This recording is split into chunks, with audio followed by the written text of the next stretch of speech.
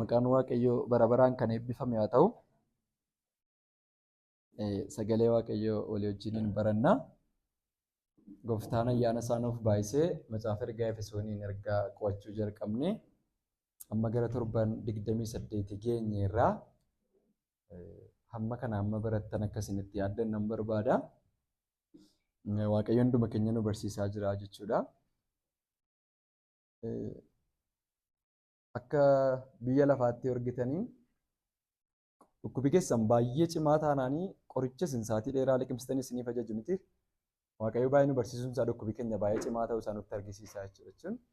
Dadhabbinni keenya cimaa ta'uu isaa, wallaalumni keenya cimaa ta'uu isaa, rakkoonni Waaqayyo wajjin qabnu cimaa ta'uu isaa nutti argisiisa. Kanaaf Waaqayyo baruma jireenya keenya guutuu qoricha nuyi fudhannu sagalee isaa nuuf kenneera. Kanaaf nuffineen deemnu jechuudha ittiin fayyuudhaaf dhagatiitee fayyina keenyaaf jireenya fayyina keenyaa wajjin wal madaalu jiraachuudhaaf dubbii Waaqayyoo yeroo hundumaa barachuun nu barbaachisa. Kanaaf Waaqayyo isa dubbii isaa nu barsiisuu jaallateetti guddaa gammada. Barumsa ergaa Efesooniin erguma jalqabnee kaasnee qoodama gurguddaa lamaan ilaalaa turreerra. Innis boqonnaa tokko hanga boqonnaa sadiitti barsiisa bu'uura kiristiyaanummaa kan jedhu yookiin immoo beezik kiristiyaan doktiriinii kan jedhu irratti kan xiyyeeffatudha jennee. Akkuma kana Efesoon boqonnaan 4 hanga boqonnaa 6tti immoo amantoonni warri barsiisa dhugaa sagalee Waaqayyoo kana fudhatan sagalee Waaqayyoo keessatti barsiisni Waaqayyoo maal akka ta'e warri baran immoo jireenya isaan biyya lafaa kana keessatti obboloota gidduutti namoota namanne gidduutti biyya lafaa keessatti jireenya akkamii jiraachuu akka nuyi qabnu kan nu barsiisudha jennee walii wajjiniin sa'aatii dheeraa fudhannee barachaa turreerra. Isaan keessaa torban lamaan darbee kan nuyi barachaa turre Efesoon boqonnaan 3 lakkoofsa 1 kaasee hanga 13tti kan jiru xiyyeeffannoo kutaa kanarra jiru bal'inaan wantoota baay'ee isaa kaasnee wal faana dubbachaa turreerra. Kanaaf yeroo darbee akkuma dubbachaa turre obboleessi keenya Phaawulos boqonnaa 3 lakkoofsa 1 irrattis akkuma kana lakkoofsa 13 irrattis amantootaaf warra kan Kiristoosiif ta'aniif jecha sababii isaaniitiif dhiphachaa akka jiru, sababii isaaniitiif mana hidhaatti galfame akka inni jiru, dhiphina Kiristoos keessaa karaa tokkoon waldaa Waaqayyootiif rakkachuudhaan akka inni mana hidhaatti galfamee jiru ilaallee turre jechuudha. Kanaaf lakkoofsa 1 irrattis sababii kanaaf ani Phaawulos jedha. Sababii kanaaf kan jedhu maalidhaa kan jenne wal deebinee boqonnaa 2ffaa irratti wantoota baay'ee isaa ilaallee turre. Sababii dhoksaa guddaa isa amma natti mul'ifame isan immoo saba Waaqayyootti himaa jiru kanaatiif hidhamee mana hidhaatti galfamee kan hin jiru jedheet akka inni dubbatu. Lakkoofsa 13 irratti kutaan nu ittiin xumurre Phaawulos sababii wangeela Kiristoos isa mul'ifameetiif dhoksaa Waaqayyoo isa bara baraa isa amma mul'ifameetiif kakuma ofaa keessatti amma ta'e kan mul'ate amma immoo guutummaatti isa mul'ifame kanaatiif mana hidhaatti galfamee jira. Isin garuu isan waa'ee keessaniif hidhamee jiruuf abdiin kutatinaa jedheetu waldaa warra Efesooniif barreessa. Jechuun dhugaa dubbachuu fi Phaawulosiif ayyaanni Waaqayyoo irraa afaatti baay'achuu isaati malee ergaa kana kan barreessuuf qabu waldaa Efesooniin ture miti. Phaawulos sababii hojii wangeelaatiif hidhamteerta waan ta'eef hin gaddin jajjabaadhu ittiin jedhanii kan barreessuuf qabu isaan ture jechuudha. Amma garuu isa dachi as deebi'ee isan hidhamee jiruuf isan sababii wangeela kanaatiif isiniif jedhee isan hidhamee jiruuf isayyuu ispeesifikaalii wangeela kana sababiin isinitti lallabeef hin hidhamedha. Waan biraa godhee miti. Dhoksaa wangeela kanaa ifatti baase sababiin isinitti meefan hidhamee jira. Hilleeyyayinaa hidhamuu kootiif. Phaawulos ofii isaatti jireenya dhuunfaa isaatiin miti jechuudha kan inni kana barreessaa jiru. Amantoonni jireenya isaarraa maal baratu? Maal akka isaan barataniif ergaa kana barreessaa jira jennaani amantoonni sababii Kiristoosiif dhiphina baatan hundumaatti leeyya'u akka isaan hin qabne. Sababii Kiristoosiif qorumsa jireenya isaanii keessatti isaan argatu hundumaatiif akka isaan yaadda'uu hin qabne, akka isaan abdii kutachuu hin qabne, Kiristoosiif jecha rakkina hundumaa akka isaan obsaan baatan. Kanaafidha Qolaasaayis boqonnaa 1 lakkoofsa 24 irratti illee akkuma dubbifannee turre waldaa kiristiyaanaa isaatiif foon kootiin dhiphachuudhaan, foonuma kootiin dhiphachuudhaan waan duraa irratti guuttachuudhaaf duukaa bu'aan jiraa jedhaan. Dhagna keenyaan dhiphachuus qabaa jechuudha wangeela Kiristoosiif dhiphachuun. Kanaaf iyyuu amantoonni sababii Kiristoosiif jecha ari'atamuun, amantoonni sababii wangeela Kiristoosiif jecha biyya lafaa kana keessatti gidiraa garaagaraa, dhiphina garaagaraa arguun isaanii, mana hidhaatti dabarfamanii kennamuun isaanii waan isaanitti leeyyaan akka hin taane. Kanaaf iddoo kanarratti rakkinni koo ulfina keessanii jedha. Ameen. Inni rakkachaa jiru kun isiniif ulfina kana jechuun isaa bu'aa keessan jechuu isaati. Wanti itti dadhabaa jiru kun bu'aa keessaniif Waaqayyoof immoo ulfina kan fidu ta'uu isaa Phaawulos iddoo kanarratti dubbateera. Nuyi kanarraa maal baranne darbina walumaa galatti jennaan Waaqayyo dhoksaa isaa gaafa nutti mul'isu biyyi lafaa nuu mijate akka jiraannu miti jechuudha. Dhoksaan Waaqayyoo gaafa nutti mul'atu biyya lafaa kana keessatti jireenyuma Kiristoos jiraatee darbe, jireenyuma Phaawulos jiraatee darbe dhiphina garaagaraatiin hamma mana hidhaatti galfamuutti jibbamuudhaan, dhabuudhaan, waan hundumaa tibbitaa nutti galuudhaan jiraachuu akka qabnu isa kana keessatti immoo abdii utuu hin kutatin wangeela Waaqayyoo isa mul'ate kanaaf amanamoo taanee hojjechuu akka nuyi qabnu irraa barannaa jechuudha. Lakkoofsa 14 kaasee kan jirutti fufnaarra. Inni kun waan torbee darbeedha waan ta'eef obboloonni torbeen turre yoo jiraattan irra deebitanii akkasiin dhaggeeffattan jenna. Kutaa kana irra deebinee dubbisna akkana jedha lakkoofsi 14. Egaa waa'ee kanaaf jilbeenfadhee abbaa nan kadhadha. Eeyyota akkana jechaadha Phaawulos. Egaa waa'ee kanaaf jilbeenfadhee abbaa nan kadhadha. Sanyiin Waaqa keessa jiraatuu fi sanyiin lafarra jiraatu hundinuu isumaaniin waamamu. Waa'ee namummaa keessan isa keessaaf immoo abbaan akka badhaadhummaa ulfina isaatiitti karaa fura isaatii humnaan guutamuu akka isiniif kennu nan kadhadhaa jedha. Kanaaf kutaa kana irratti Phaawulos ammas irra deebiidhaan egaa ani waa'ee kanaaf jedha. Boqonnaa 3 lakkoofsa 1 irrattis akkuma ilaallee turre sababii kanaaf jedhee Phaawulos akka inni jalqabu. Lakkoofsa 14 irrattis dhufee egaa waa'ee kanaatiif jedha. Efesoon boqonnaan 3 lakkoofsi 14 hanga 21tti kan jiru kadhata Phaawulos qulqullootaaf godhee isa lammaffaadha. Ergaa Efesoon keessatti kan nu ilaallu jechuudha. Kadhata Phaawulos qulqulloota warra Efesooniif taasise yookiin immoo amantoota warra kan Waaqayyoof ta'aniif kadhata Phaawulos godhee isa lammaffaadha. Kadhata isa marsaa jalqabaasaa akkuma boqonnaa 1ffaa keessatti baranne Efesoon boqonnaan 1 lakkoofsi 15 kaasee hanga 23tti kan jiru kadhata Phaawulos isa jalqabaati. Yeroo inni itti amantoota warra mandaree Efesooniif jiraataniif akkuma kana immoo qulqulloota saba Waaqayyoo iddoo hundumaa jiran ergaa kana dubbifatan hundumaatiif kadhata inni kadhate isa jalqabaa argina jechuudha. Efesoon boqonnaa 1 lakkoofsa 15 hanga 23 irratti. Kadhata Phaawulos isa lammaffaa kana dhufnee eessatti argina jennaan Efesoon boqonnaa 3 lakkoofsa 14 kaasnee hanga 21tti inni jiru kun Phaawulos yeroo lammaffaa irra deebi'ee kadhannaa kana gochuusaa argina jechuudha. Kanaaf lakkoofsa 14 kaasee hanga 21tti kan jiru xiyyeeffannoon isaa waa'ee kadhataati jechuudha. Xiyyeeffannoo guddaadhaan sababni isaa kutaa kana keessatti irra deddeebiidhaan yeroo 5 waa'ee kadhataa maqaa dheera Phaawulos. Yeroo 5 irra deebi'eera. Fakkeenyaaf lakkoofsa 14 irratti maal jedhaa? Hundumti keenya wal faana dubbifanna waan ta'eef. Egaa waa'ee kanaaf jilbeenfadhee abbaa nan kadhadhaa jedha. Maal nan godhaa? Nan kadhadha. Ishi lakkoofsa 16. Waa'ee namummaa keessan isa keessaaf immoo abbaan akka badhaadhummaa ulfina isaatiitti karaa fura isaatii humnaan guutamuu akka isiniif kennuuf nan kadhadha. Si'a lammaffaa irra deebi'ee maaliin godhachaadha? Nan kadhadhaa jechaadha. Lakkoofsa 17. Kiristoos amantiidhaan garaa keessan keessaa akka buufatuuf jaalalattis iddaaf hundee akka godhattaniif kadhata kooti. Ammas xiyyeeffannoodhaan maal gochaadha? Kadhata kooti. Maaliif irra deddeebi'ee dubbii kana dubbachaadha jennaan Phaawulos waa'ee waan dubbatu kanaatiif namoota kana amanataa hin jiru jechuudha. Akka isaan ta'aniif waa'ee waan dubbachaa jiru kanaaf kan inni amanataa jiru Waaqayyoodha, humna Waaqayyooti. Kanaafuu nan kadhadha jireetti irra deddeebi'ee kan inni dubbachaa jiru. Lakkoofsa 19 irratti darbinee dubbisna. Jaalala Kiristoos isa safara beekumsa namaa bira darbus beektanii guutummaa Waaqayyummaa bira hamma geessanitti akka guutamtaniif ammas nan kadhadha daara lakkoofsa 19 irrattis. Ishi lakkoofsa 20.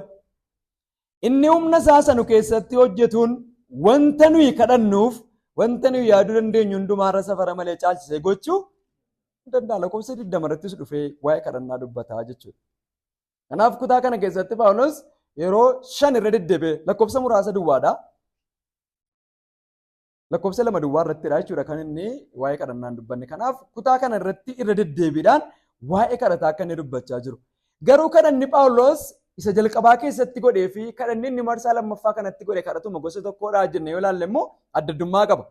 Kadhanni Phaawulos Efesoon boqonnaa 1:15 kaasee amantootaaf kadhatee fi kadhanni Phaawulos dhufee Efesoon boqonnaa 3:14 kaasee kadhatee kaayyoon kadhannaa isaatii gargariidha. Efesoon boqonnaa 1 irratti akkuma kanaan dura ilaalaa turre xiyyeeffannoon Phaawulos yeroo sanaa amantoonni karaa baay'ee ilaallee turre gatiiteef amantoonni iji qalbii isaanii baname badhaadhummaa ogummaa waaqayyoo safara hin qabne beekuu akka isaan danda'an. Badhaadhummaan waaqayyoo hammam akka inni guddatu, dhoksaan ogummaa waaqayyoo hammam akka inni ga'u akka isaan beekaniifidha jechuudha. Waan karaa waaqayyoo isaanii ta'e amantoonni akka isaan beekan. Uumamuu biyya lafaa duraa kaasee hamma har'aatti bara baraan immoo sanuuf ta'uuf jiru waan waaqayyo karaa ilma isaatiin nuuf godhe akka nuyi beeknuuf kadhannaa Phaawulos kadhateedha jechuudha. Inni jalqaba. Kadhannaan isaa inni lammaffaa kun immoo beekuu keenya duwwaa utuu hin taane badhaadhummaa waaqayyo karaa ilma isaa nuu kenne kanaan guutamuu akka dandeenyu jireenya akka inni nuu ta'uudha jechuudha. Inni kun immoo inni jalqabaa maal akka goonuufidha? Akka beeknuuf badhaadhummaan keenya Kiristoos keessatti eebbi waaqayyo ittiin nu eebbise, ogummaan waaqayyo ittiin nu fayyise, jaalalli waaqayyo nutti argisiise maal akka inni ta'e iji keenya baname beekuu akka dandeenyuuf kadhannaa isa jalqabaa keessatti nuuf kadhate. Isa lammaffaa kana keessatti immoo beekuu duwwaa utuu hin taane amantoonni wanti isaan karaa waaqayyoo argatan kun jireenya isaanii akka inni ta'u, ittiin guutamuu akka isaan qaban, garaa isaanii keessa akka inni buufatuu fi yeroo itti Phaawulos kadhannaa kana kadhachaa jirudha jechuudha. Kanaaf xiyyeeffannoon kutaa kanaa maalidha jennaan kadhata Phaawulos qulqullootaaf gochaa jiru akka inni ta'e ni arganna jechuudha. Gara lakkoofsa 14 kanatti deebinee tokko tokkoon gaafa ilaallu lakkoofsuma 14 kanarraa Phaawulos maal jedhee jalqabaa? Egaa waa'ee kanaaf jilbeenfadhee abbaanan kadhadhaa jedha. Waa'ee isa kamiitiif? Ol deebinee ilaallaa jechuudha. Waa'ee kanaatiif gaafa jechaa jiru Phaawulos gararraa irratti wantoota dubbachaa ture baay'ee isaa qaba jechuudha. Wantoota dubbachaa ture kana hunduma isaatiif amma immoo waa'ee kanaatiif waaqayyoon nan kadhadha. Akkasiin beektan nan barbaada jechuudha. Isa jalqabaa irratti boqonnaa 3:1 irratti waa'ee kanaatiif jedhe. Waa'ee kanaatiif Phaawulos boqonnaa 3:1 irratti dubbachaa jiru kun waa'ee dhoksaa isa mul'ate kanaatiif. Waa'ee wangeelicha isa mul'ate kanaatiif gararraa irratti ilaalaa turre gatiiteef. Amma lakkoofsa 14 kanarratti Phaawulos guutummaa barsiisa gararraa irratti barsiisaa turedha kan inni adrees gochaa jiru jechuudha. Waan boqonnaa tokko kee barsiisaa ture kana guutummaa isaa waa'ee isa kana hundumaatiif isa boqonnaa lammaffaa duwwaa hammatu jechuudha. Boqonnaa tokko kaasee waa'ee waan ture kana hundumaatiif waaqayyoo nan kadhadha. Sababni isaa gararraa irratti Phaawulos maal dubbachaa tureera? Waaqayyoo uumamuu biyya lafaa dura karaa Kiristoosiin eebba waaqarraatiin akka inni nu eebbise Efesoon boqonnaa 1:3 irratti nuuf barreesseera. Waaqayyoo uumamuu biyya lafaa dura ilmaan isaa taanee akka guddifamnuuf akka akeeka isaa akka isa gaariitti akka inni yaadaannuuf qabe Efesoon boqonnaa 1:5-6 irratti nuuf barreesseera. Waaqayyoo dhoksaa isaa isa ogummaadhaan guute uumamuu biyya lafaa dura isa yaadee qopheesse sana karaa wangeelaa akka nutti mul'ise Efesoon boqonnaa 1:11-12 irratti nutti dubbateera. Nuyi sababii cubbuu keenyaatiif mancaanee duunee sababii nuyi jirruuf waaqayyoo humnumattiin Kiristoosiin warra du'an keessaa kaaseen nuunis Kiristoosii wajjin du'a keessaa akka nu kaasee boqonnaa 2:5 irratti dhufee nutti dubbateera. Nuyi warri fagaannee turre ormoota diina waaqayyoo taanee waaqayyoo irraas Kiristoos irraas fagaannee warri turre dhiiga Kiristoos isa gati jabeessaan akka nuyi dhiyeeffamne Efesoon boqonnaa 2:13 irratti dhufee nutti dubbateera. Nu warri dhiyeeffamne ormoota keessaa warri dhiyeeffamne immoo Yihuudota warra sanyii waaqayyoo jedhamanii waamamaa turan wajjin Yihuudummaadhaaf Giriikummaadhaan utuu hin taane karaa dhiiga Kiristoos isa waaqayyootti nu dhiyeesse kana waaqayyoon duratti dhagna tokko akka nuyi taane, bu'aa dhagna tokko akka nuyi taane, lamaamti keenya iyyuu karaa Yesuusiin akka abbaa bira geenyu akka nuyi arganne, sababii kanaatiif immoo orma nama biyya diidaa utuu hin taane warra mana waaqayyoo akka nuyi taane, warra qe'ee akka nuyi taane. Efesoon boqonnaa 2:18 irratti nutti dubbateera. Nuyi warri Ormoota keessaa dhufnes, Yihudoota keessaa warri dhufnes, lachan keenya iyyuu hundee biraa irratti utuu hin taane, hundee ergamootaaf raajotaa irratti akka nuyi ijaaramne, mana qulqullummaa waaqayyoo akka nuyi taane nutti dubbateera. Kanaaf Phaawulos kana hundumaa dubbachaa dhufe waa'ee isan isinitti hime kanaatiif waaqayyoon kadhadhaa. Waan nuyi taane hunduma isaa dubbachaa dhufe. Waan baay'ee ta'an irra gatiteef waan waaqayyoo karaa ilma isaa nu taasise hundumaa dubbatee waa'ee isa kanaatiif jilbeenfadhee abbaa nan kadhadha. Kanaaf Phaawulos waa'ee maaliitiif jilbeenfatee kadhataa jennaan waan gararraa irratti nutti dubbatame hunduma isaa irra deebinee akka nuyi dubbisnuuf jechuudha. Iddoo kanarratti Phaawulos jilbeenfadhee nan kadhadhaa jedha. Phaawulos iddoo kanarratti jilbeenfadhee nan kadhadha gaafa jedhu akkaataa kadhannaa barsiisuu barbaadeeti yoo xiyyeeffannoon isaa.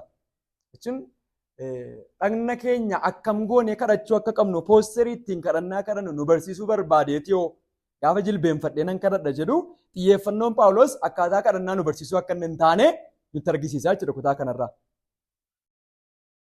Phaawulos iddoo kanatti jilbeenfadhee nan kadhadha gaafa jedhu xiyyeeffannoon isaa poosterii ittiin kadhannaa kadhannu nu barsiisuudhaaf akka hin taane. Sababni isaa macaafa qulqulluu keenya keessatti qulqulloonni garaagaraa akkaataa garaagaraatti kadhannaa kadhachaa turaniiru miti. Warri kaan daaraa keessa ciisanii, lafa ciisanii kan kadhachaa turan jiru. Harka isaanii ol kaasanii kan kadhachaa turan jiru. Ta'anii kan kadhatan jiru. Ijaajjanii kan kadhatan jiru. Jilbeenfatanii kan kadhatan jiru. Adda isaaniitiin lafatti gombifamanii kan kadhatan jiru. Poosterii kadhannaa akkaataa garaagaraatiin ta'uu danda'a jechuudha. Dhaabbatanii kan kadhatan jiru. Harka isaanii ol kaasanii kan kadhatan jiru. Garaa isaaniitiin awwaara keessa yookiin immoo daaraa keessa ciisanii kan kadhatan jiru. Uffata isaanii ofirratti tarsaasanii kan kadhatan jiru. Poosterii yookiin immoo akkaataa kadhannaa garaagaraa argachuu dandeenya. Macaafa qulqulluu keenya keessatti kutaa muraasa yoon isiniif kenne Saduraa Seenaa Baraa boqonnaa 17:16 irratti Daawiti taa'ee akka inni waaqayyoon kadhatu argina. Maal jedha Saduraa Seenaa Baraa boqonnaa 17:16?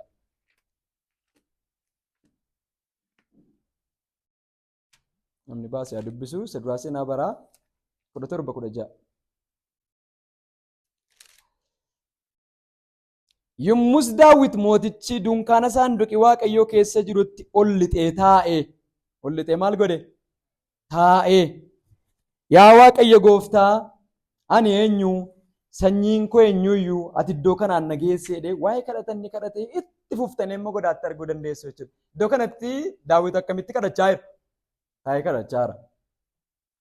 Seera uumamaa boqonnaa 18:22 irratti gaafa dubbisnu Abrahaam waa'ee Looxiitiif waa'ee Sodomiif Gamoraatiif Waaqayyoon gaafa kadhatu dhaabbatee kadhatee fuula Waaqayyoo dura dhaabbatee kadhatee jedha. Uumama boqonnaa 18:22 irraa akkasidha mitiiree namni baase jira. Uumamni 18:22. Nishi.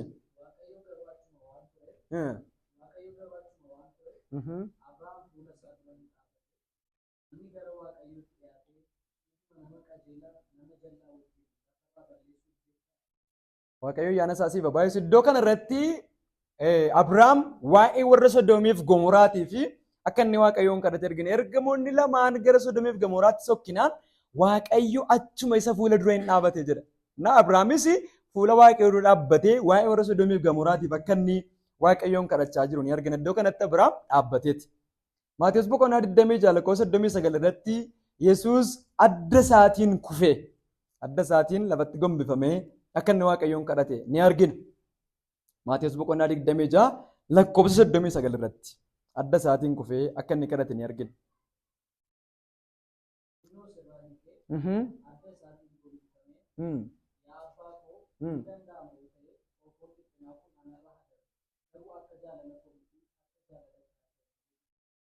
Jedhee kadhatee jedha. Yesuus bartootarraa xinnoo see hiiqee adda isaatiin maal ta'e lafatti gombifame. Akkas jechuun poosterii kadhannaa akkamiiti jechuudha. Adda isaatiin lafatti gombifame jechuun guutummaa beekna gatii ta'eef jechuudha. Poosterii kadhannaa keessaa isa tokko ta'uu danda'a. Egaa poosteriin kadhannaa yookiin immoo akkaataan nuyi qaama keenya goonee itti kadhannu baay'ee nutu jiru. Phaawulos iddoo kanarratti jilbeenfadhee nan kadhadha gaafa jedhu maal argisiisuu barbaada? Isa kana jechuu dargaan nuyi iddoo kanarraa argannee darbinu. Iddoo kanarratti jilbeenfadhee gaafa jedhu jilbeenfachuun maal argisiisaa gaafa jennu gad of deebisuudha isa jalqabaa jechuudha. Jilbeenfachuun iddoo kanarra jiru gad of deebisuu. Qaamni nuti dura jilbeenfannu sun aboo kan qabu, nurra kan caalu, ulfinni hundumtuu kan maluuf ta'uusaa konfees gochuudha jechuudha. Isinii galaaraa? Waa'ee kadhannichaa utuu hin taane kadhannaa akkaataa garagaraatti kadhachuu dandeenya. Jilbeenfadhee gaafa jiru jilbeenfachuun isaa iddoo kanarraa tokko gad of deebisuu isaa akka hin argisiisu. Gad of deebisuu akka hin argisiisu. Jala of galchuu akka hin argisiisu. Qaamni nuti dura jilbeenfannu sun immoo aboo kan qabu, nurra kan caalu, ulfinni hundumtuu kan malu ta'uu isaanii mul'isa jechuudha. Lukaas boqonnaa 5:8 fi macaafa faarfannaa boqonnaa 95 tokko hanga 6 irratti gaafa dubbisnu waan baranne darbinu qabna waan ta'eef. Macaafa faarfannaa boqonnaa 95 lakkoofsa 1 hanga 6tti. Faarfannaan boqonnaan 95 lakkoofsa 1 hanga 6 sagalee Waaqayyoo kana nutti himaa jechuudha. Maal jedha nan dubbisa akkana jedha. Kottaa Waaqayyoon hin faarfannaa, kattaa isatti baqannee hollutti gammaduu keenya hin dhageessifnaa. Galataan fuula isaa duratti hin dhiyaannaa, isatti gammaduu keenya faarfannaadhaan hin dhageessifnaa. Waaqayyo gooftaa isa guddaa waan ta'eef, Waaqayyoolii hundumaa irratti inni mootii guddaadha. Lafa jala iddoon gad fagoon harka isaa keessa jira. Bantiin tullootaas kan isaati. Galaanonni kan isaati. Isatu isaan hojjete. Lafti gogaanis kan isaati. Harka isaatu isa tolchee jedha. Iddoo kanatti waa'ee maalii dubbachaa jira? Waa'ee guddummaa Waaqayyoo. Kanaaf lakkoofsa 6 irratti itti fufee maal jedhaa? Kottaa hin sagannaa, gadis hin jennaa, Waaqayyo uumaa keenya durattis hin jilbeenfannaa. Maal argisiisaa jechuudha iddoo kana irratti? Jilbeenfachuun iddoo kana jiru galata galchaaru, Waaqayyoof sagadaaru, garuu fuula isaa duratti maal taana? Hin jilbeenfanna. Kana jechuun Waaqayyo inni isaan fuula isaa dura jilbeenfachaa jiran kun Waaqayyo isa waan hundumaa uume akka inni ta'e, isa aboo qabu akka inni ta'e, ulfinni hundumtuu kan maluuf akka inni ta'e argisiisuudhaaf fuula isaa duratti hin jilbeenfanna. Gadis hin jenna. Kanaaf jilbeenfachuun kadhata duwwaa kan argisiisu hin taane sagadas hin argisiisaa jechuudha. Waaqonfachuu yookiin immoo Waaqayyoof galata dhiyeessuu, Waaqayyoof waaqeffannaa dhiyeessuus ni argisiisaa jechuudha. Lukaas boqonnaa 5:8 irratti biyya lafaarra gaafa gooftaan keenya Yesuus Kiristoos ture. Lukaas boqonnaa 5:8 maal jedhaa? Simoon Phexros waan ta'e kana yommuu argee jilba Yesuusitti kufe. Yaa gooftaa sitti dhiyaachuun anaaf hin ta'u, ani nama cubbamaadha jedhe. Iddoo kanarrattis yeroo itti Simoon fuula Yesuus duratti kufu jilba isaatti gaafa inni jilbatti kufu inni jedhamu kun namichi inni jilbatti kufaa jiru kun gararraa irratti waan Yesuus Kiristoos godhe gaafa argitanii dubbiin gooftaan keenya Yesuus Kiristoos hojjete dinqiin inni iddoo kanarratti hojjetu dinqii namni hojjechuu danda'u wayi miti. Kanaaf Phexros iddoo kanarratti mootii dinqii godhe yookiin immoo nama raajii guddaa dinqii guddaa hojjete wayii utuu hin taane hojiin Yesuus Kiristoos iddoo kanatti hojjete hojii uumamaa abboomuuti. Uumamaa abboomuu kan danda'u uumaa qofadha. Kanaaf Phexros fuula isaatti kufaa kan inni jiru akka maalitti jechuudha? Uumaa isaaf duratti akka kufuuti jechuudha. Kanaaf gad of deebisuu, jala of galchuu, qaamni nuti dura jilbeenfannu sun aboo kan qabuuf nurra kan caalu ta'uusaa ni argisiisa jechuudha. Waaqayyoof sodaaf kabaja qabnu mul'isu. Karaa ittiin guddummaa Waaqayyoo jireenya keenya irratti mul'ifnuudha jechuudha. Karaa ittiin guddummaa Waaqayyoo jireenya keenya irratti mul'ifnuudha. Fakkeenyaaf Maatewos boqonnaa 4:10 irratti seexanichi gaafa Yesuusin qoruudhaaf fuula Yesuusin dura dhufee deebii gooftaan keenya Yesuus kennanii arganna. Maatewos boqonnaa 4:10 irratti. Yommus Yesuus immoo seexana nana argaa koo duraa turi. Waaqayyo kee goofticha qofaaf jilbeenfattee sagadi. Isa duwwaadhaafis hojjedhu kan jedhu caafamee jira jedheeni. Kanaaf iddoo kanarratti guddummaa Waaqayyoo karaa nuyi ittiin jireenya keenya irratti mul'ifnudha. Waaqayyoo kee qofaaf jilbeenfadhu gaafa jedhu kan biraatiif jilbeenfannaan qaama jilbeenfanne sana maal gochaa jirra jechuudha. Ofirratti maal gochaa jirra jechuudha? Gooftaa gochaa jirra jechuudha. Qaama dura jilbeenfanne sana ofirratti mootii gochiisaa jirra jechuudha. Akka jechuun dura jilbeenfachuun ni jedhu gooftummaa qaama sanaa ofirratti moosisuus qabaachuudha. gooftaa goonee ofirratti moosisuu, gooftaa keenya ta'uusaa proclaim gochuu of keessaa qaba jechuudha. Kanaaf eenyuuf iyyuu tun taane waaqayyo kee goofticha qofaaf kufii sagadii ittiin jedhe. Kanaaf iyyuu jilbeenfachuun Phaawulos iddoo kanarraa kadhata qofa kan argisiisu tun taane guddummaa waaqayyoo, waaqayyummaa waaqayyoo mul'isuu, waaqeffannaan kennaa jirus ni argisiisa jechuudha. Inni kan biraan jilbeenfachuun harka kennachuus qabu. Harka kennachuudha jechuudha jilbeenfachuun. Hin beekna biyya keenyatti gatii ta'ee fi loltuun tokko utuu loluu yoo booji'ame lolee mo'achuu dadhabee loltuu isa lolaa jiru irratti yoo booji'ame wanti inni gochuu danda'u maal ta'udha? Dhaabbachuu moo jilbeenfachuu? Jilbeenfachuudha miti? Jilbeenfachuu loltuun jilbeenfatu isa hidhannaa hidhateen jilbeenfatu. Hiikkateeti kan inni jilbeenfachuu qabu. Miti hidhannaa hundumaa hiikkateeti kan inni jilbeenfatu. Kanaaf jilbeenfachuun ni jedhu kun harka kennachuu, hidhannaa hiikkachuu argisiisa. Kana jechuun jabinaaf ga'umsa ofii amanachuu dhiisuu argisiisa jechuudha. Nan danda'a jechuu, gochuu nan danda'a jechuu dhiisuu, hundumaa amanachuu. Waaqayyoon duwwaa amanachuudha jechuudha. Waaqayyoon duwwaa amanachuu isarratti of gatuu kan argisiisudha jechuudha. Kanaaf Phaawulos iddoo kanarratti jilbeenfadhee waaqayyoon nan kadhadhaa jedha. Waldaa Efesooniif gaafa barreessu akkana jedha. Baay'isee Phaawulos waldaa Efesoon keessaa utuu hin deemin dura maanguddoota waldaa Efesoonii wajjin yeroo waamee gorsaa ture hojii ergamootaa boqonnaa 20:36 irratti maanguddootuma waldaa sanaati wajjin illee jilbeenfatee waaqayyoon kadhateera. Hojii ergamootaa 20:36 Phaawulos jireenya isaa keessatti baay'inaan kan inni kadhatu jilbeenfatee akka inni ta'e ni argina jechuudha. Hojii ergamootaa boqonnaa 20:36 Phaawulos kan erga dubbatee booddee hunduma isaanii wajjin jilbeenfatee waaqayyoon moosin jilbeenfadhaan dhaabbadheen kadhadhaa jedheeti. Iddoo kanarratti karaa deemaaraa tajaajila deemaaraa'u achiin isa darbaaru maanguddoota waldaa Efesooniin ofitti waameeti kan inni gorsaa ture. Akka isaan of eeggachuu qaban, karra hoolota waaqayyoof akka isaan of eeggachuu qaban, erga waan hundumaa itti hime immoo wajjin jilbeenfateedha. Gad of deebisuu isaa argisiisa jechuudha. Namoota sanaa wajjin gad of deebisee waaqayyoon duratti garaa isaa dhangalaafachuusaa, guddummaa waaqayyoon mul'isuusaa kan argisiisudha jechuudha. Kanarraa maal barannaa jennaan tokko Phaawulos jireenya isaa keessatti hammam nama gad of deebisu akka inni ta'e. Hammam nama gad of deebisu akka inni ta'e. Waaqayyoon durattis amantoota duratti. Kanaaf jilbeenfatee kadhachuun isaa fuula amantootaa duratti miti jechuudha. Eessattis mal gaafuma qofaa koo jiru iyyuu waa'ee keessaniif maal ta'een kadhadhaa jechaadha. Istiik chaalenjii tokkoon isin godha. Akkamitti kadhachuu jaallattu? Namni kadhannaa jaallattanis ta'e. Miti kadhannaa namni jaallattan. Iftoominaan harka keessan kaasaa namni kaasuu dhiisuu hin danda'u nan gaafadha maqaa keessa nama ta'e beeka waan ta'eef. Ishi namni kadhannaa jaallattan. Akkamitti immoo kadhachuu jaallattu? Akkamitti nu mijata yeroo baay'ee? Hojiitti dadhabaa walla waan ta'eef. Yoo akkamtee nu mijata gara caalu?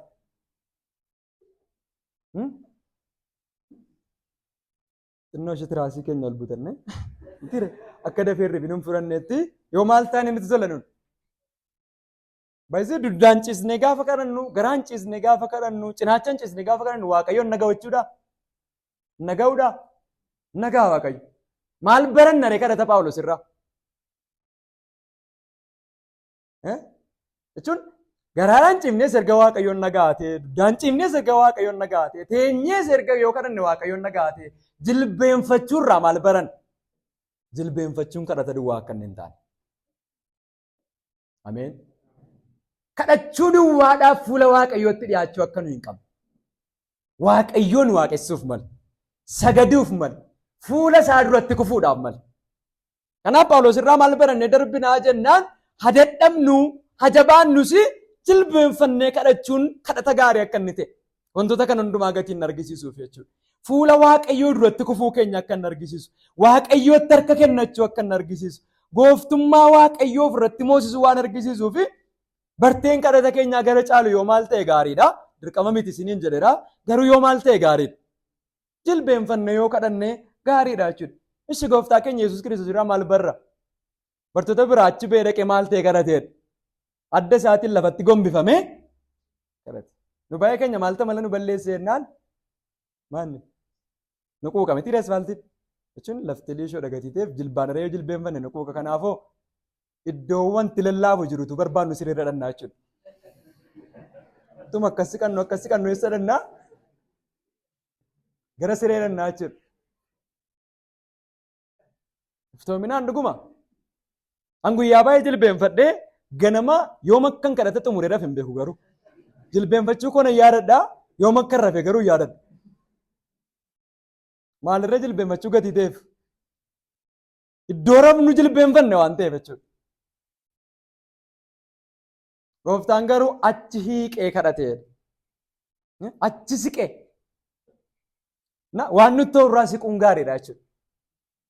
Waan hirriba nu qabsiisu irraa achi siquun gaariidha. Maaliif beektuu barteedhaaf barachaa hin jirru baay'isee sagalee kana. Akkaataa kadhachuu keenyaan jijjiiru taanaan, akkaataa waaqayyo irratti kufuu keenyaan jijjiiru taanaan, akkaataa nuyi itti waaqayyo irratti dhiyaannu hin geeddaru taanaan Phaawulos akka itti kadhatee inni darbinaa jechuudha. Maaliif akkasitti kadhachuun Phaawulos nuu barraa'e? Akkasitti akka kadhannuuf. Ameen. Bartee kadhata Phaawulos irraa jireenya keenya jijjiiramuu qabaa jechuudha. Xinnaatu aguddatu jilbeenfannee kadhachuun akka nurra jiraatu. Waldaatti gaafa wal geenyu baay'een jilbeenfannu saamni saarnaan wayyaan keenyan xuraa ganaasii baanee deemnas gatii ta'eef. Inni kun gaariidha yooti haa eeggannu. Mana keenyattoo maaltu xuraa? Barteen kadhataa keenyaa nuu sirrachuu akka inni qabu saba waaqayyoo wajjinis qofaa keenya jilbeenfannee kadhachuu akka nuyi qabnu nutti argisiisa jechuudha. Jireenya Phaawulos irraa isa kana barachuu ni dandeenya.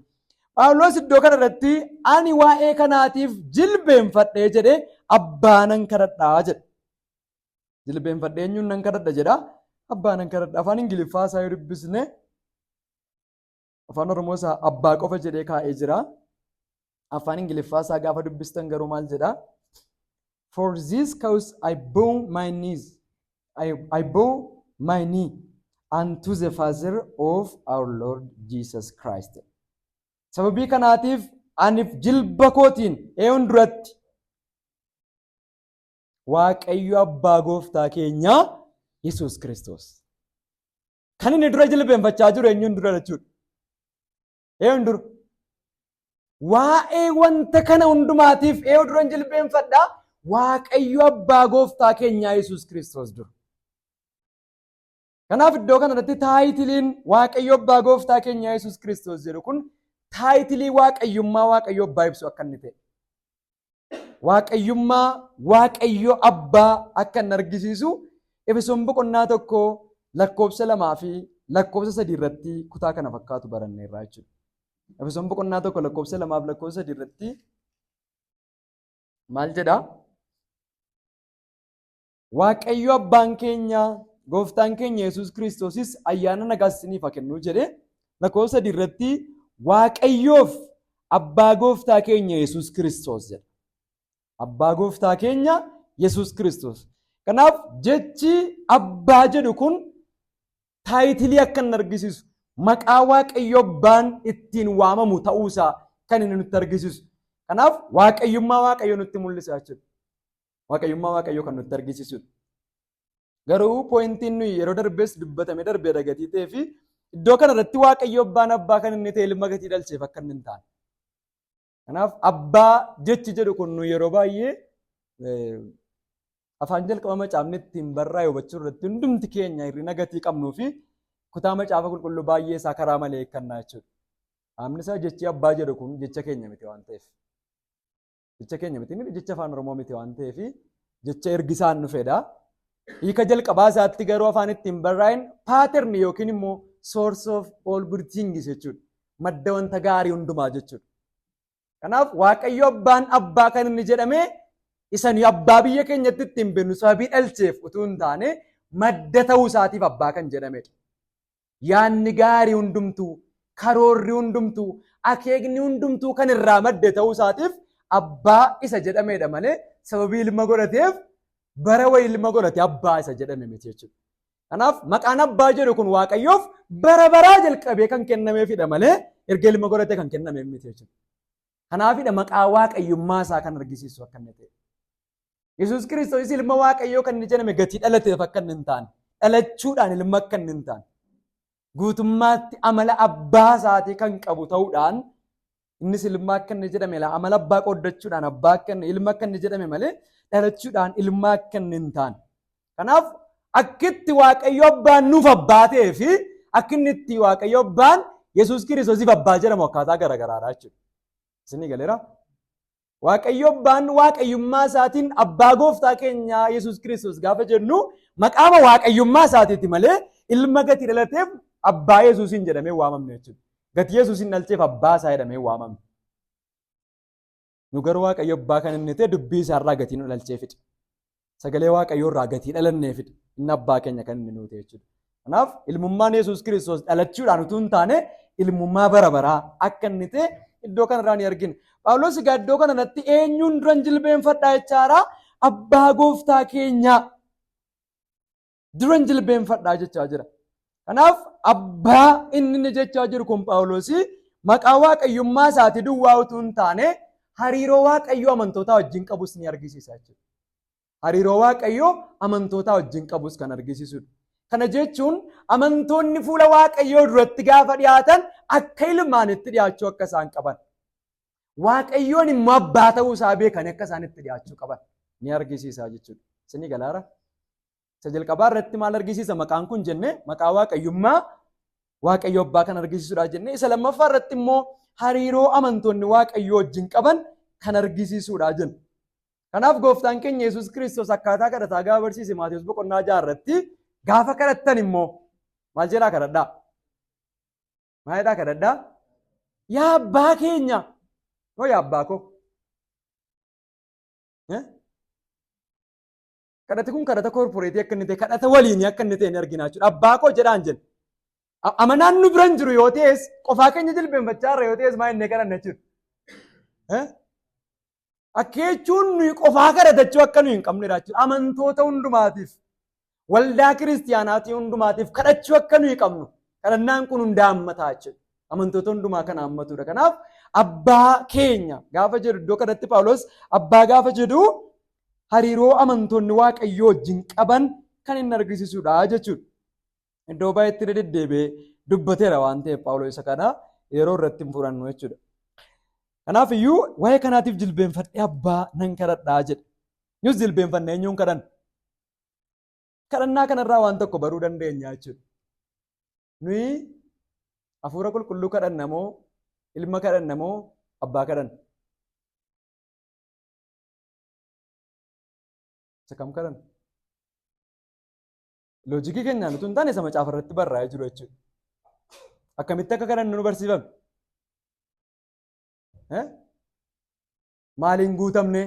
Maaliin geggeeffamne? Beekumsa keenya loojikii keenya utuu hin taane maaliin guutummaatti geggeeffamne? Hafuura qulqulluudhaan geggeeffamne. Karaa eenyuu? Maqaa eenyuutiin? Eenyuun? Abbaa kadhannaa jechuudha. Tartiiba kadhannaas nutti argisiisa jechuudha. Kadhannaa keenya kan nuyi dhiyeeffannu gara eenyuutti? Abbaadha jechuudha. Proviiziniin hundumtuu kan bira argamu. Provaayiderii kan ta'e dhiyeessiin hundumtuu kan bira jiru eenyuudha? Abbaa. Gara abbaatti immoo karaa eessaa kadhannaannaan karaa ergamootaa miti. Maqaa nama kan biraatiinis miti. Maqaa eenyuutiin? Maqaa Yesuus Kiristoosiin. Gargaarsa eenyuutiin? Jabina eenyuutiin? Jabina hafuurri qulqulluun jireenya keenya keessatti godhuun. Inni kuni akkaataa kadhannaa isa sirrii akka inni ta'edha jechuudha. Kanaaf abbaa nan kadhadhaa Phaawulos gaafa jedhu ilmiin kadhatamuu hafuurri qulqulluun waaqummaadhaan hin kadhatamu jechuu isaa utuu hin taane akkaataan kadhannaa inni sirrii kadhata keenya keessatti Waaqayyo abbaanis Waaqayyo ilmis Waaqayyo hafuurri qulqulluunis waliin akka isaan ta'an qofa akka hin taane nutti argisiisa jechuudha kutaa kanarraa. Lakkoofsi 15 maal jedhaa? Sanyiin Waaqa keessa jiraatuuf sanyiin lafarra jiraatu hundinuu isumaan in waamamaa jedha.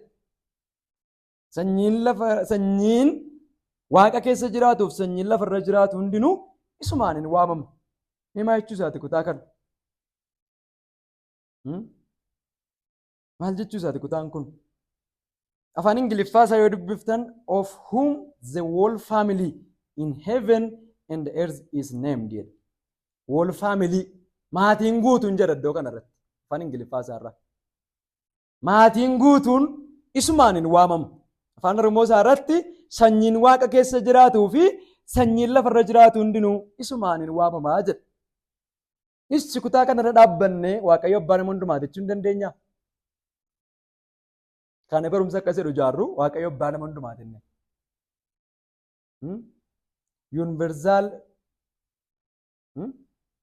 Yuunivarsaal faazereediidhaa fi yuunivarsaal biraazeruudii jechuudha bakka. Nama hundumaatu obboleessa keenya jennee amanuu fi Waaqayyo abbaa nama hundumaati jennee amanuu. Bara kanatti keessumaa warri liberaal teoloojii hordofan namoonni baay'een isaanii Waaqayyo abbaa nama hundumaati jedhaniiti kan isaan amananii. Macaafni qulqulluun keenya Efesoon boqonnaan 3:15 garuu isa kanaaf bu'uura nuu ta'aa yoo jennee macaafni qulqulluu keenya kutaa kanarra jiru isa kana akka nu dubbannuuf bu'uura akka nu hin taane. Isa jalqabaa sanyiin waaqa keessa jiraatuuf sanyiin lafarra jiraatu hundumtuu isaaniin waamama jechuunsaa maal argisiisaa jennaan Waaqayyo waan hundumaa irratti olaanaa ta'uusaa itti waamamni waan hundumaa Waaqayyoon ta'uusaa itti waamamni uumama hundumaa Waaqayyoon ta'uusaa kan argisiisu uumaa isa hundumaa gararraa ta'ee fi Waaqayyo isa humna qabeessa ta'uusaa nutti argisiisaa jechuudha. Waaqayyo waan hundumaan ol ta'uusaa wanti hundumtuu olaantummaa isaa jala akka isaan jiran uumama isaa hundumaa gararraa akka inni ta'e nutti argisiisaa jechuudha. Macaafa faarfannaa boqonnaa 447 maal jedha? Nan ariifadha waan ta'eef duukaa buunaa. Macaafa faarfannaa 447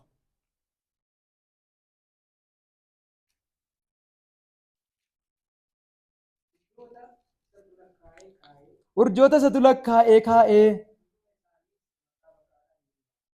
Iddoo kanarratti maal jedha? Urjoota isatu lakkaa'ee kaa'ee hunduma isaaniis maqaa maqaadhaan hin waama. Gooftaan keenya guddaadha. Aangoo guddaas qaba. Hubannaan isaan manan jedhamu. Ameen. Urjoota maal isaaniitiin beekadha? Baay'ina isaanii utuu hin taane maqaa maqaa isaaniitiin akka inni isaan beeku. Isaayaas boqonnaa 40:26 maal jedha? Mee ol jedhaatii ija keessaniin ilaalaa. Urjoota kana hundumaa eenyutu uume? Macca isaanii lakkoofsaan eenyutu gayyaasa? Hunduma isaaniis maqaa maqaadhaan hin waama. Inni humna qabeessaaf aangoo qabeessa waan ta'eef isaan keessaa kan dhabamu tokko illee hin jiru jedha. Ameen. Waaqayyo urjoota isaa hundumaa lakkaa'ee akka inni kaa'u. Uumamni isaa hundumtuu to'annoo isaa jala akka isaan jiran. Olaanaa akka inni ta'e, soovereenii akka inni ta'e, itti waamamni uumama hundumaa kan isaa akka inni ta'e macaafni qulqulluu keenya nutti argisiisa. Uumama isaa duwwaan mootuu hin taane hoolota isaas maqaa maqaa isaaniitiin waamee akka inni gadi isaan baasu akka inni ol isaanii hin galchu. Wangeellee Yohaannis boqonnaan 10:3 nutti hima. Urjoota duwwaa maqaadhaan beekamoonus jechuun dinqii bara kanaa keessaa tokko maqaan waamuudha miti nu biratti beekamaa miti normaalii. Amma Waaqayyo isa maqaa urjootaa beeku gaafa inni maqaa keenya waamu sadii dinqisiifan. Urjoota warri saayintistii amma meeqaatti dhiyaatu baay'inni urjootaa? Warrumti gaalaksiin iyyuu ammamitti dhiyaatu? Lakkoofsa nuyi beeknu miti biyya keenyatti lakkoofsi baay'ee siqu waan ta'eef. Lakkoofsa nuyi beekuu hin dandeenye wayiidha baay'inni urjootaa. Isa iyyuu kutata urjootaa jedhu malee baay'ina ishee miti. Kutata isaati. Waaqayyo garuu hunduma isaanii kana maqaadhaan beeka. Tokkoon ishee kan isaan jalaa dhabamu hin jiru. Hunduma isaanii maqaadhaan gatii inni waamuuf. Kana duwwaan mootuu hin taane inni isa urjoota maqaadhaan waamu duwwaa utuu hin taane Waaqayyo isa hoolota isaa maqaa isaaniitiin isaan beeku. Gadi baasee ol isaan galchuudha. Galee Yohaannis 10:3 Kanaaf isa jalqabaa maal argannaa jennaan Waaqayyo keenya olaanaa akka inni ta'e uumama isaa hundumaa personaalii akka inni beeku jechuun fuulaan akka inni beeku maqaa isaaniitiin akka inni beeku sanyiin waaqa irra jiruuf lafarra jiru gaafa jedhu karaa biraatii isaatiin hiika kallattii isaatii miti. Karaa biraatiin kana jechuu dandeenya. Garuu iddoo kanarratti sanyii waaqa keessa jiruuf sanyii lafarra jiraatu kan jedhu amantoota amma Waaqayyoon bira samii jiranii fi amantoota amma biyya lafaarra jiran kan argisiisudha jechuudha. Faamilii dheekaa waan ta'eef. Amantoota Waaqayyoon bira samii jiraniif qulqulloota amma lubbuudhaan biyya lafaarra jiran hundumaa Waaqayyootti waamamuu isaanii kan argisiisudha jechuudha. Waaqayyo abbaa amantootaa ta'uu isaa kutaa nutti himudha. Kanaaf wal faamilii jedheen inni kaa'ee jiru faamilii warra waaqarra jiraniif lafarra jiran inni jedhu kun ergamoota waaqayyoo dabalachuu isaa utuu hin taane maatii warra taane sanyii waaqayyoo qulqulloota kanaan dura du'anii turan amma waaqayyoon bira jiran amma warra lafarra jiran kan argisu. Walumaa galatti maatii waaqayyoo hundumaa kan bakka bu'udha jechuudha. Maatii waaqayyoo kan bakka bu'u waldaa kiristaanaa duwwaa miti. Qulqulloota bara kamiiti. Ameen. Qulqulloonni hundumtuu maatii eenyuu keessa jiru jechuudha. Maatii waaqayyoo keessa jiru. Kanaaf warri kakuu moofaa keessatti amanan warra nu dura maatii ta'anidha. Immoo isaan booddeedhaan maatiitti dabalamne jechuudha. Akkasii miti ergaa warra birootaa waldaa warra hangafootaatti dabalamuu keessanidha. Nu dura waldaa ta'an jechuudha. Ameen. Nu dura maatii ta'an. Nu immoo bakkee turre karra biraa keessa turre. Nu warra karra biraa keessa turres waaqayyo karaa dhiiga ilma isaatii Yesuus eenyutti nu dabale maatiitti akka inni nu dabale. Kanaaf sanyiin waaqa keessa jiruuf lafarra jiru isumaan hin waamama gaafa jedhu waaqayyo abbaa amantoota bara kamiiyyuu akka inni ta'e. Abbaa amantoota bara kakuu haaraa qofa akka inni hin taane. Amantoota bara hundumaatiif waaqayyo abbaa akka inni ta'e. Kana jechuun qulqulloonni bara hundumaa keessa jiran kan itti waamaman abbaa tokkicha qofa akka isaan qaban. Ameen. Kakuu moofaa keessa kan amanan, kakuu haaraa keessa kan amanan, Yihudoota keessaa kan amanan, Giriikota keessaa kan amanan, amma lubbuun kan hin jirre, amma lubbuun kan jiran hundumti isaanii iyyuu qulqulloonni hundumtuu kan itti waamaman abbaa tokkicha akka isaan qaban. Kanaaf sanyii waaqarra jiruuf lafarra jiru jedha. Kutaa kanarratti maal argannee darbinaree jennaan waaqayyoo abbaa amantoota hundumaati malee abbaa nama hundumaa miti. Ameen. Waaqayyoo abbaa amantoota hundumaati malee abbaa nama hundumaa miti. Macaafa qulqulluu keenya keessatti kutaan nuyi haaluu hin dandeenye Wangeelli Yohaannis boqonnaan 8 lakkoofsa 39 fi lakkoofsi 44 abbaan lama akka jiru nutti dubbata. Miti abbaa lama abbaa hafuuraati. Abbaan hafuuraa lama akka inni jiru. Isaanis maaliif maal jedhu? Kutaa sana namoonni dubbistan maaliif maali? Ishin dubbifannaa. Wangeelli Yohaannis boqonnaa 8:39. Yihudoonni immoo abbaan keenya Abrahaam jedhanii deebisanii. Yesuus garuu deebisee Ijoollee Abrahaam taatanii hojii Abrahaam hojjete hojii Abrahaam hojjete hin hojjettu turtan. Ishi lakkoofsa 44. Ani dubbicha isan waaqayyo irraa dhageessinitti meera. Ishin duusa dubbistaan dubbisi ariifadheen dubbisa yeroo keenya eeggachuudhaafi. Ani dubbicha isan waaqayyo irraa dhageessinitti meera. Isin garuu ana nama akkasii ajjeesuu barbaaddu.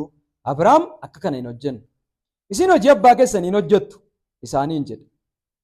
Dhageessanittu? Isin hojii abbaa keessanii hin hojjettu isaaniin jedhe. Isaan immoo nuyi abbaa hin beekamne ittiin dhalanne nuyi abbaa tokkicha qabna innis waaqayyoodha jedhaniin. Yesuus deebisee waaqayyotu abbaa keessan ta'e ana hin jaallattu turtan. Ana waaqayyo keessaa bahee dhufe nas jira. Isatu ana erge malee ana ofiin hin dhufne. Maaliif akkani itti dubbadhu hin hubattan? Dubbii koo dhaga'uu waan hin dandeenyeef hin hubattan. Isin kan abbaa isa tokkoo kan eenyu? Abbaa isa tokko jechuun lama jiraachuudha. Abbaa isa tokko. Ani san abbaa koo irraa dhaga'eedha ofii isaatii. Ani san abbaa koo irraa dhaga'e. Isin garuu kan abbaa isa tokko kan eenyu? Kan seexanaa. Kajeellaa hamaa isa kan abbaa keessanis gochuu hin feetu. Jalqabumaa jalqabee inni sun nama ajjeesaa ture. Dhugaan isa keessa waan hin jirreef inni dhugaarra hin dhaabbanne. Inni sobaadha. Abbaa sobaatis. Kanaaf yommuu sobuu isa garaa isaa keessa jiru hin dubbataa jedha. Kanaaf kutaa kanarra dhaabbanne abbaan meeqa akka inni jiru ni arganna jechuudha. Abbaa lama. Yohaannis kutaa kana duwwaatu hin taane ergaa isaa isa duraa boqonnaa 3 lakkoofsa 10 irrattis illee ijoolleen waaqayyoof ijoolleen seexanaa kanaan hin beekamu nuun jedhe. Ijoollee eenyu? Ijoollee waaqayyoof ijoolleen seexanaa kanaan hin beekamu. Kanaaf waaqayyoo abbaa nama hundumaa utuu hin taane abbaa amantoota hundumaati. Abbaa qulqulloota hundumaati. Waan kan isaan taane nan kootin jedhu waaqayyo waan ta'eef. Waan kan isaan godhanne nan kootin jedhu. Kanaaf namni addunyaa kanarra jiru yookiin kan abbaa isa tokko kan seexanaati yookiin immoo kan waaqayyooti. Kanaaf waaqayyo abbaa warra kamiitii jennaan abbaa warra uumamuu biyya lafaa dura yaadaan qabee abbaa warra sagalee waaqayyootiin lammaffaa dhalatanii amantii jiraatuun Kiristoositti amananii maatiitti dabalamaniiti abbaa isaaniiti malee Waaqayyo abbaa nama hundumaa miti. Kanaaf namni yaadaan hin qabamin, namni lammaffaa hin dhalatin, namni hin amanin, namni qajeelaa hin ta'in, namni ilma hin ta'in maatii Waaqayyo miti. Kanaaf sanyii lafarra jiruuf sanyii waaqarra jedhu kan ilaallatu qulqulloota bara hundumaa warra yaadaan qabaman, warra lammaffaa dhalatan, warra amantiidhaan qajeelota ta'an kan ilaallatudha malee nama hundumaa kan bakka bu'u miti jechuudha. Ishi yoos macaafni qulqulluu lama kaa'e abbaa hafuuraa kooti inni jedhamu inni bara kanaan mo'essa. Gidduudhaa bee mo'essa inni kun. Jiranii bara kanatti inni abbaa hafuuraa kooti nama abbaa hafuuraa garuu meeqa jiredha macaafni?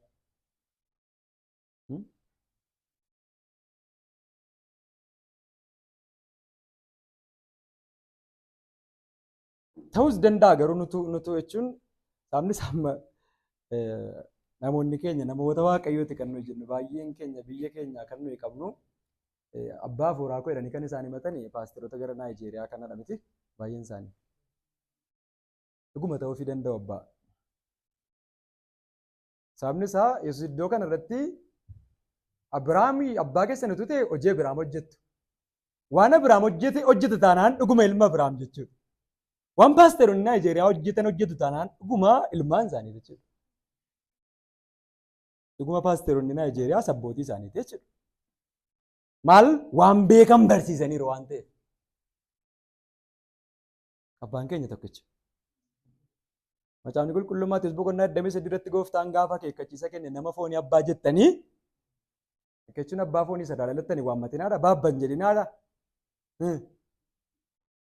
Nama foonii abbaa hafuuraa gootanii hin waammatinaadha. Kanaaf macaafa qulqulluu keenya keessatti Waaqayyo abbaa nama hundumaa otoo hin taane abbaa qulqulloota hundumaa akka inni ta'e.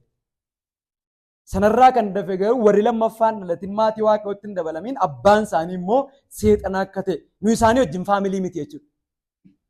Nuyi warra namanne wajjin maatii miti jechuudha. Warra mana tokkoo miti jechuudha isaanii wajjin. Warra qe'ee tokkoo miti. Warra karra tokkoo miti.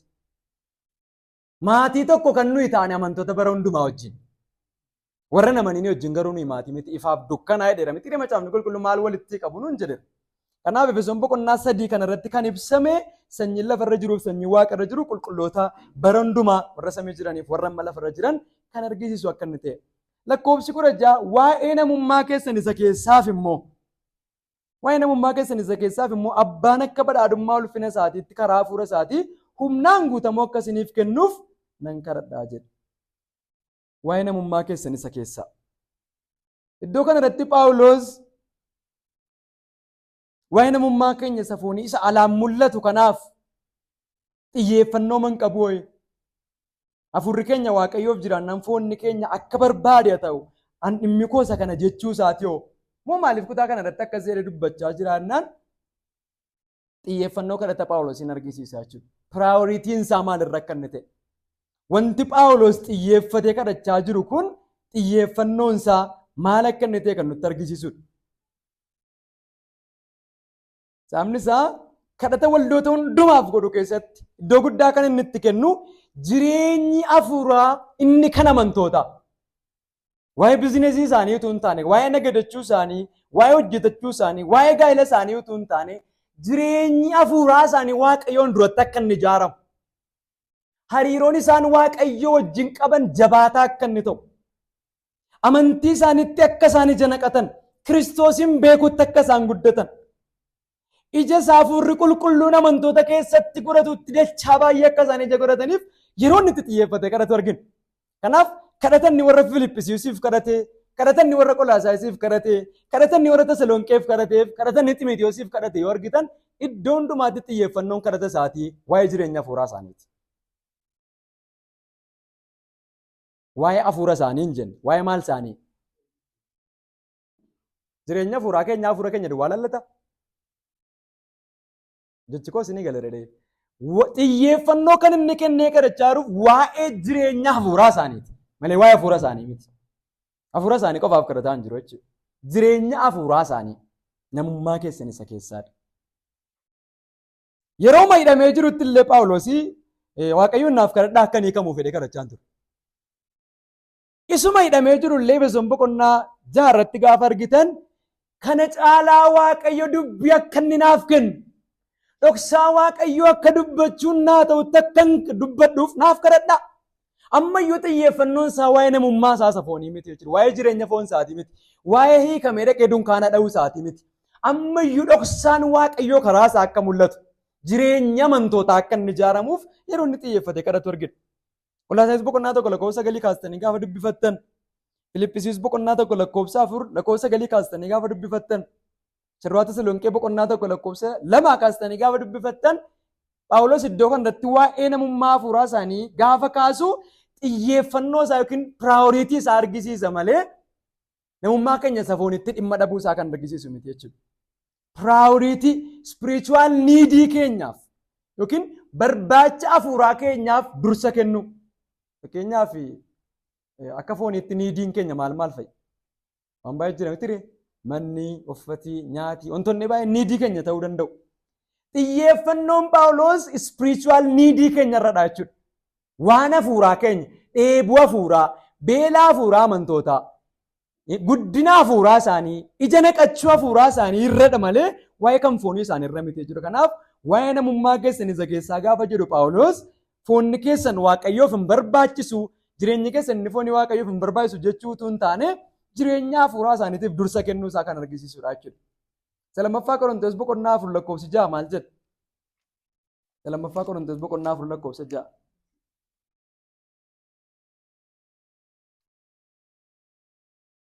Waaqayyo isa dukkana keessatti nyaatuuf jedhee beekumsa ulfina isaa isa fuula Kiristoos irraa mul'atu irratti baasuudhaaf garaa keenya keessatti nuuf eessatti?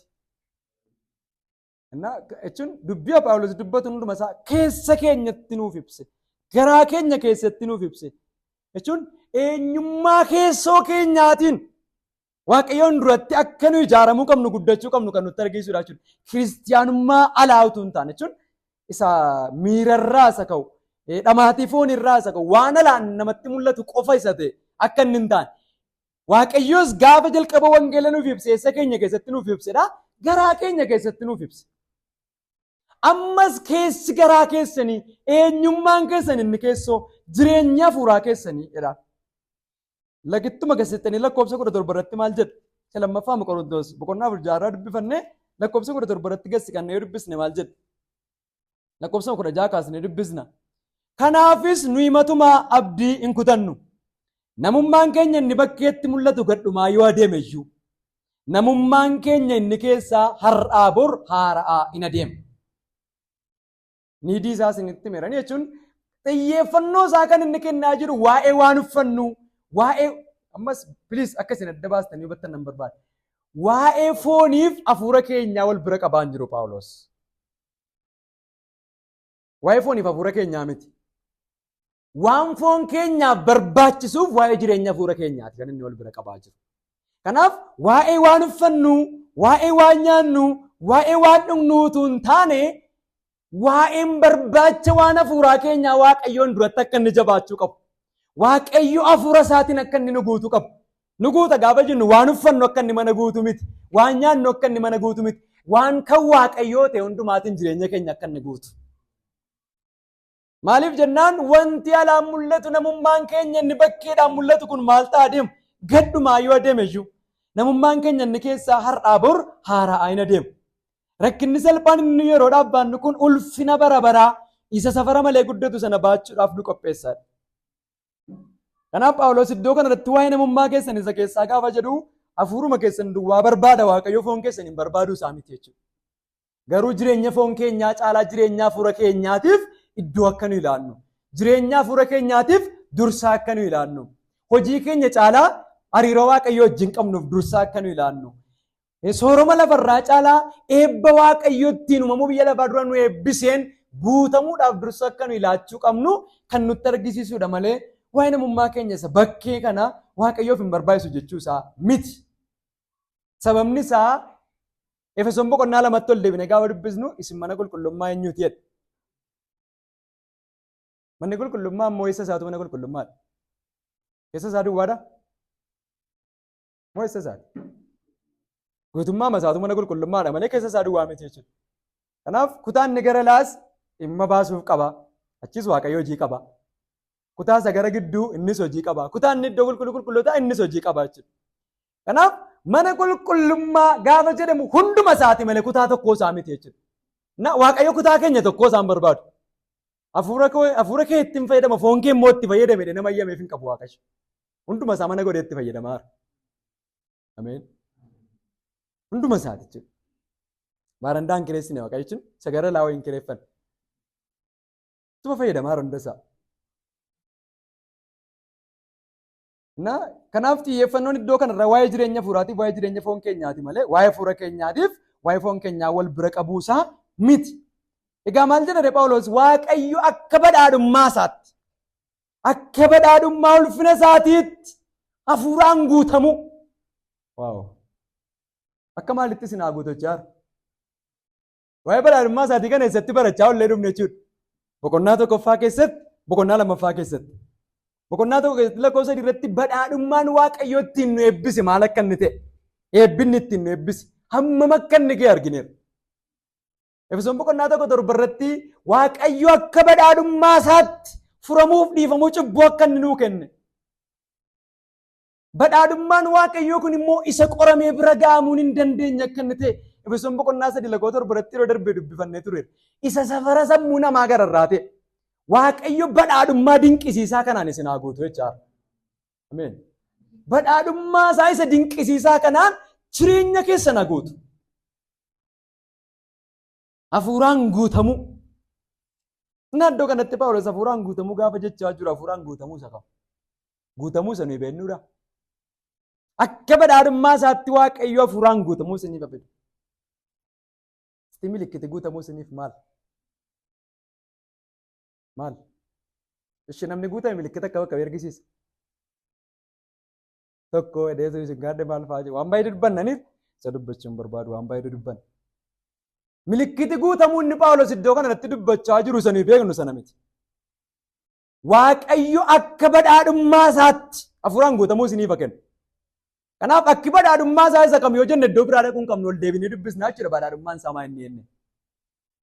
Akka sagaraa irratti dubbachaa turetti Waaqayyo hafuuraan guutamuu isiniif kenna. Kanaaf hafuuraan gaafa guutamu namni badhaadhummaa Waaqayyootu jireenya isaatti dabalamaa jechuudha. Eebba Waaqayyootu jireenya isaatti dabalamaa deema. Jaalala Waaqayyoo isa safara sammuu namaa gararraa ta'e beekuutti guddachaa deema. Badhaadhummaa Waaqayyootu jireenya isaa argachaa deema jechuudha. Iddoo kana jecha tokko nagee kolfaa ture jechuun waa'ee guutamuudha. Duri gaarguma Waaqayyootu godhatee namatu miiraan dubbatatee hin beeknu miti. Milikkita nama guutame kan nu fakkeessu fakkeenyaaf addunyaarraa waan baay'ee dubbachuudha jechuudha. Akkasii nameen jettaniif waan baay'ee dubbachuudha. Namichatu achi as beektu namicha nama nagaan gaafatiin afaan baay'ee wayii dubbataa olee saba Waaqayyoo dhiifama naa godhaa. Hafuura Waaqayyootii jiru akka itti nagaa isin gaadhuun na beediya. Torbee darbee dhageen nan kolfee. Ammoo nagaa nama gaafannutti iyyuu